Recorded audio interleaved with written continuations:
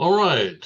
The third part of this lecture on Buddhism, where we were talking about Mahayana Buddhism in the last one and how it developed and the various schools involved with that. So now we're going to look at some of those schools and just get a brief overview just to see the differences, but also to realize, that they all emphasize a different way to what they would call their type of salvation, release from the cycle of reincarnation. And so you have the Tendai school that we mentioned earlier, the rationalist school provides compromise between the different variations. And in other words, you don't have to be like the monks. You can actually concentrate on being a good person and get release. It was organized by a Chinese monk, Chi Ai, in the 6th century AD. So you can see this is quite a long period, almost 1,000 years. When you take the beginning of Buddhism, traditional Buddhism, to now. The teaching, first it centers on the superiority of the Lotus Sutra, what they considered their inspired scripture, and the unity of reality. All reality is equally a part of Buddha's nature. What they mean, they're talking about reality as sunyata, void, or maya at the same time. And so it's still focusing on the fact that the world is not really real, and that's your maya. And so there's a kind of a, yes, there is sunyata, void, which is real, but there's also maya, which is the unreal or illusion. There is universal salvation. All people will attain Buddhahood because all are part of the same Buddha nature. And so the unity of this cosmos is equally a part of Buddha's nature, as we mentioned up here before. And so through meditation, you can receive insights into true reality, is the idea in the Tendai rationalist school. Pure Land schools, there's multiple types of Pure Land schools. And so it just kind of depends, you have to look at them individually. You have Buddha Amida, which is very important in Pure Land theology. Their mythology, Amida, while going through his incarnations, was overwhelmed with human suffering, that he vows to provide a way of salvation for all people, not just the monks. But this is, again, going back to the difference in Mahayana and Theravada. All people can get out of the cycle of reincarnation. And sometimes they talk about this like it's a form of salvation, but it's a salvation quite different from what we mean in Christianity. He became a Buddha and was able to provide salvation. He created a paradise in the western regions of the heavens called the Pure Land. Thus the name of this group, Pure Land Schools, it's called the Buddha Field or the Western Paradise. And so notice you're getting terminology that sounds more like Christian terminology, and the view of what happens in the afterlife and when to be released from the cycle of samsara. For traditional Buddhism is really to reach nirvana means you cease to exist. But in some of the Mahayana schools, it's not a cease to exist. You exist in a state of bliss, and it sometimes looks a lot like a heavenly type of bliss that we talk about as Christians. So the Pure Land, anybody who trusts Buddha Amida can enter paradise, this Pure Land area, when they die. And when they talk about paradise, nirvana, they're talking about it in those terms. Some of the schools may say you must recite the Nimbutsu. I bow down to Buddha Amida to enter paradise. It's sort of like a confession that you have to have, like a confession of faith in the Buddha Amida. And then in Jodo Shinshu, Japan, they recite the Nimbutsu only to express gratitude to the Buddha.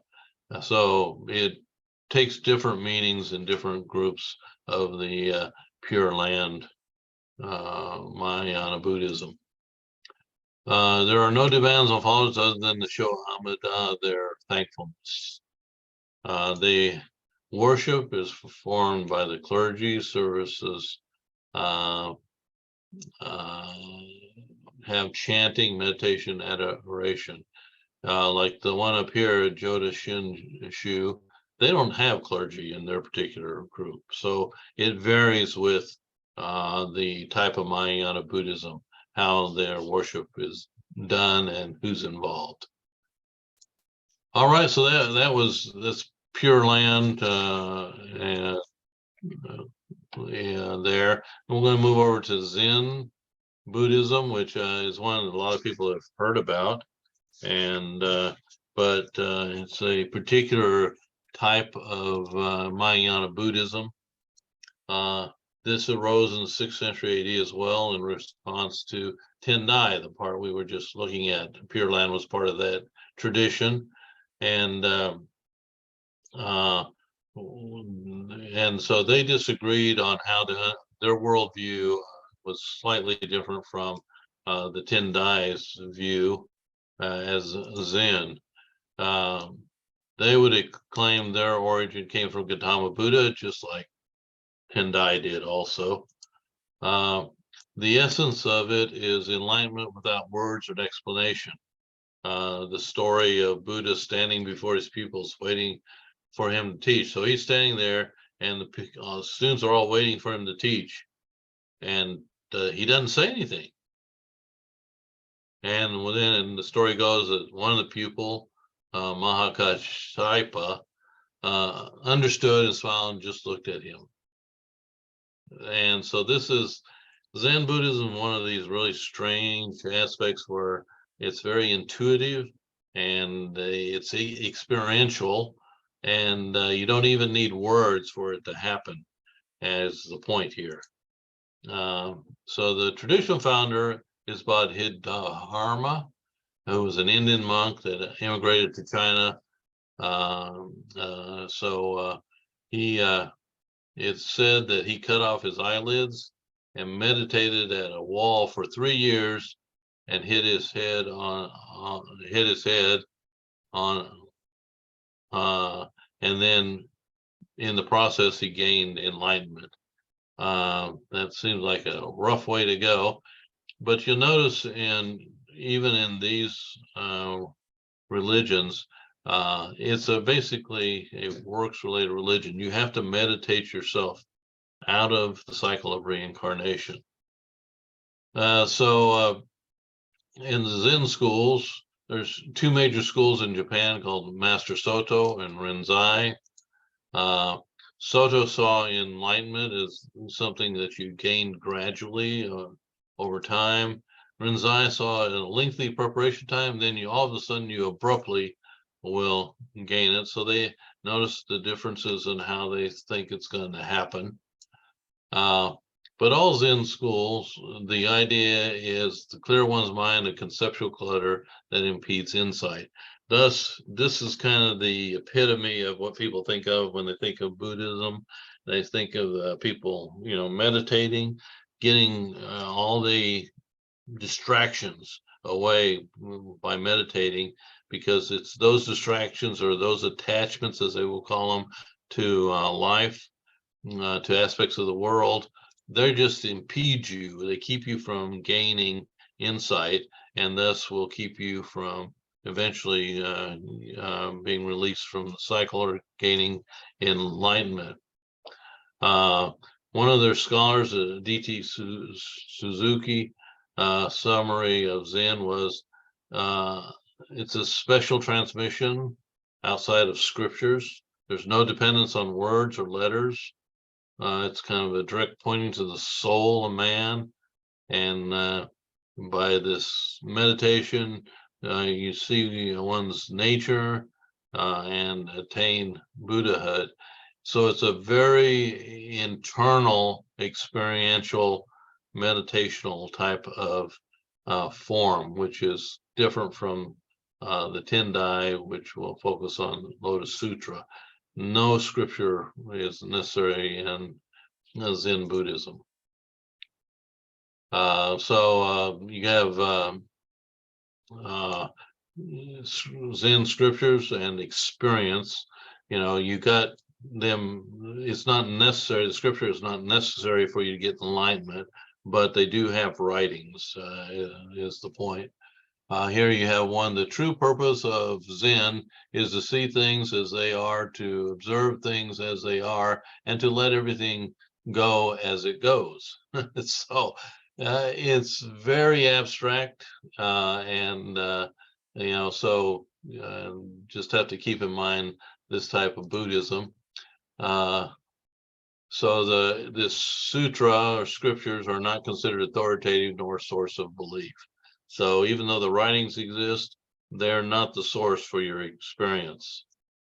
Zen knowledge is only transmitted from master to pupil and can only direct him to see what he can see. So, so even though the master may teach some things, the pupil, that won't help him. He's only going to see what he can possibly see by his own meditation. So in this, enlightenment is referred to as Satori. And so Satori is when a person has direct, unmediated insight into self and the world and truth. So that's how Cardowan defined it. So this self-introspection through meditation is eventually supposed to lead you to insights of yourself, the world, truth. And so that is all part of it.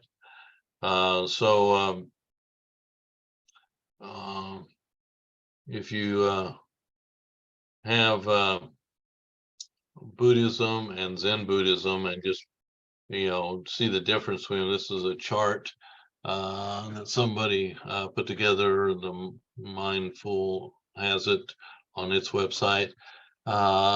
Practice involves meditation, Eightfold Path, mindfulness.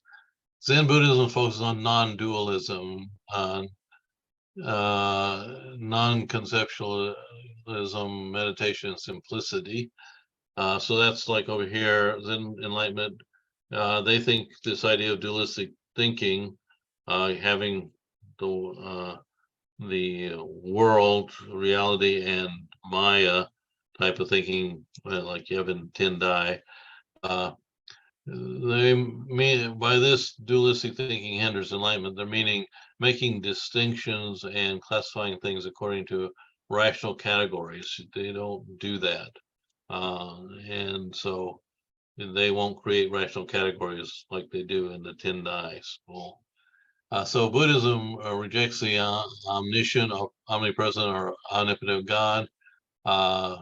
In Zen Buddhism, there is a Buddha inside each of all of us, and it lives. And this is where you can get into the idea that you yourself can rise to the level of Buddha, and and some people even deify that aspect. Buddhism, we're struck by the endless cycle of birth and death and rebirth. This can be broken only by attaining nirvana. When you die in Zen Buddhism, life after death is nirvana. So It's guaranteed pretty much in Zen Buddhism. All humans beings are ignorant and must be woken up in Buddhism. Zen Buddhism, all humans have the enlightened state within them. They've just got to find it by that meditation. Means of salvation, the Eightfold Path. Means of salvation, meditation, and koan practice, which we'll talk about. So for Zen Buddhism, no categories. What's real, what's really real, and what's not really real. And you know, uh, so Zen accepts reality as it is, given or perceived. In other words, the only reality that exists for them is what you perceive in your mind, and so it's non-dualistic in the sense of you have the outside world, which is really real, uh, but you have the inside, your mind, the cat, all these things, and so for Zen Buddhism, reality is what you perceive or what you mentally accept. Um, so for Zen Buddhism, there's 4 ways for Satori. This is things you commonly have heard about probably.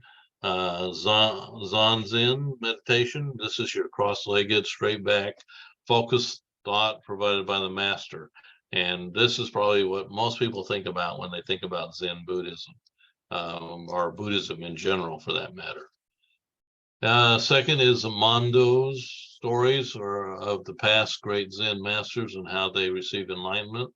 So the students can learn how they can gain enlightenment. So they tell these stories about the great Zen masters, and they focus on those or meditate on those. The koans that we mentioned, these are conundrums or riddles without answers. You may have heard of some of them. The idea is they may carry some of the answers within themselves, but they are strange conundrums. Example of this would be, what is the sound of one hand clapping? That's probably a famous one. Sound of one hand clapping. Another is, does a dog have Buddha nature? Or how crooked is straight? So it's so they use these kind of conundrums to focus on and meditate on. I don't know. To me, I tend to just take what's the sound of one hand clapping? Well, it isn't clapping if it's one hand, because by definition, clapping has to have 2 hands. But that's because I'm more rationalistic. I'm not focusing on it like a Buddhist Zen Buddhism would. And then you got cultural activities, which is one that most people don't think about. But we are familiar with the martial arts. You have monks who practice martial arts. This is a part of physical and mental discipline. And that's one that a lot of people are familiar with. But the artwork and haiku poetry are examples of cultural activities that they focus on these type of things and meditate on them, and that helps them to really find Satori. All right, well, that brings us over to the Nichiren Shoshu, or what's called Sokagaki school. And this was founded by a Japanese monk, Nichiren, from the Tendai school in the 13th century. And they basically turned away from all the traditions of Mahayana and Theravada traditions and started their own direction in Buddhism. They called for a return to Sakyamuni, the true Buddhist teachings, is the idea. And then they were highly persecuted, and the founder Nichiren was about to be executed, but a natural disaster freed him, and this was considered a good omen, and he gathered a lot of disciples to follow his teachings. It has since split into many sub-schools, so you have a lot of different ones there. The Soka Gaki means the true Nichiren. Nichiren Shoshu, the true Nichiren, as opposed to the false ones, revived in 1930s in Japan, and that's where they changed its name to Soka Gaki, society, meaning Society for Creation of Values, is what was going on here. This is the most popular Mahayana Buddhism after Pure Land Buddhism. So Pure Land is most popular, and it's Mahayana Buddhism, but Soka Gaki is also very popular. Some of the teachings: enlightenment available to everyone again, regardless of previous incarnations and current status. It can be achieved just in a few years. So notice as you get further into these schools that some of them are making it easier and easier for people to find enlightenment. They do point out there are 10 states of life that must be traveled from the lowest to the highest, although you can do it apparently fairly quickly. A person's state at death determines his karma and thus his next incarnation, which is pretty typical in most Buddhism. Those who attain Buddhahood are finished with their incarnation, so they no longer will go through that cycle of incarnation. There are 10 states, from lowest to highest: hell, anger, animality, hunger, tranquility, rapture, learning, realization, Bodhisattva, and Buddhahood. Now, remember, Bodhisattva is Buddha in the making, so it all makes sense that the next level would be Buddhahood. But notice the lowest level is hell. Now, not hell in the sense of Christian and Islamic theology, but in the hell of being in the lower levels of reincarnation. And so notice as you're down here at the bottom, doesn't sound too good. So you progress from the worst human experience, to pure consciousness or enlightenment. So the key to enlightenment for them is chanting, Daimoku it's called. I bow down to the beautiful teachings of the Lotus Sutra. So notice this school does honor the Lotus Sutra scripture. There is Gohanson. This is, you may see this in some movies. It's a piece of paper which Daimoku worship when copy is brought out of the temple. This generally, you see this in Japan.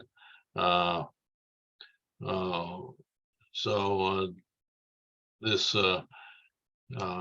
idea, if I remember right, I'm trying to remember, I think you can write something, your chant, I bow down to beautiful teaching of the Lotus Sutra, and then you burn it, and it's like, you're sending it up to Buddha. Improve physical life by putting harmony with the universe. So part of Buddhism has always been living in harmony with the universe, but in good ways, to live in good ways. It is a lay movement. There's no priests. They are very interested in social justice in this group. All right, this brings us to the third major group. You have Theravada Buddhism, the original, Mahayana Buddhism with the various schools. But one of the other major areas, and sometimes considered a third variation after Mahayana, is Vajrayana, or Tibetan Buddhism. And it has its own unique ways about it, including the Dalai Lama. But it's Vajrayana basically means diamond vehicle. And so if you have to divide. If you look at Buddhism, the three main divisions are the third of those. Also known as Lamaism, and that's so that you may hear it referred to that way. So this is the center of Tibetan Buddhism is reserved by a religious figure called the Lama, which would be similar as a Tibetan guru. So it gives Vajrayana its name Lamaism in that regard. And then it's a sublime philosophy and meditation. In common folk religion of this, there's a lot of magical practices to control evil spirits. So you have the folk religion side of it, but the ones that are the theologians and things like that, they would not necessarily agree with all of that. There's three streams of Vajrayana or Tibetan Buddhism. Bon, which is animistic beliefs. This is where you get your folk religions part. Tantrism, which means technically sew together, something in that category. Male-female complementary type of thing. But there's a lot of varieties of how Tantrism is practiced. There is a form of Tantrism that is very hedonistic, but there's also other forms of Tantrism that don't include any of that kind of stuff. So it just varies a lot. And then you got the whole Mahayana stream of that. So those are the three streams of Tibetan Buddhism, which we're not going to spend a large amount of time on. So Nirvana is achieved through through Tibetan Buddhism by removing personal impurities and mastering the spiritual forces in oneself. The human person is seen as a kind of a microcosm of the universe. So as it's true of pretty much Theravada Buddhism originally, and even forms of Mahayana Buddhism, this mastering yourself, and it may focus on the attachments to the world, to spiritual forces in oneself, like in the case of Tibetan Buddhism. Mastering passions. This is some say, well, you should master them by just letting them go, and you just let the passions flow freely, and that gets rid of them. And that's a form of Tantrism, which this would be like in sexuality and things. And that's what when most think of Tantrism, they think of that aspect, but there are forms of Tantrism that doesn't include the sexuality aspect. Meditation is the most practiced. Meditating on the compassion of Buddha allows the deity to gradually take over one eventually merges with that deity. This is where you get seated, you're sitting down, you're meditating, and you do that om, and that resonating in your head the way you say it is to help clear away things and let the one merge with the deity more. So a person reaches enlightenment when realizes that all realities, including his own life, deities, and evil spirits, are projections of self and under his control. So notice again, there isn't a dualism here. You have the real world. There's no real world out there. It's all projections of self and under your control. So it's all in your head type of thinking here. So, and that's very common in most of Buddhism. All right, so this is a chart that was done by somebody that I thought was very good. And just summarizing the difference.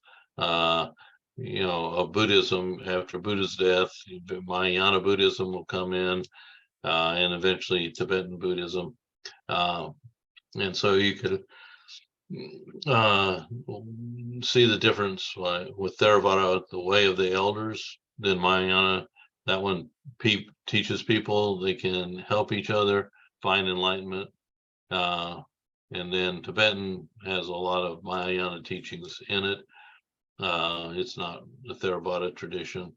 Theravada is the oldest, and the best way to attain nirvana is to be a monk and meditate. You can find your path to enlightenment, but few do, even the monks. But it's an individual thing. Where in Mahayana, you don't have to necessarily be a monk, but there are bodhisattvas who are these enlightened people, not yet past their nirvana. The Buddha's in the making. They're going to help you out. Then in Tibetan, they believe in special techniques that if you harness the spiritual energy, it can lead you to nirvana in even a single lifetime. So it's quite different too. All right, so maybe those help summarize. All right, well, we're gonna cut off this third part of the lectures right here. And